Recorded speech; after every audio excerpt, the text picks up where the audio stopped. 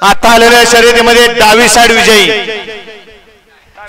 या ठिकाणी बिंजोरसाठी डाव्या साइडने नाव बघा कीर्ती सुनील शेठ खरे पंडित शेठ खरे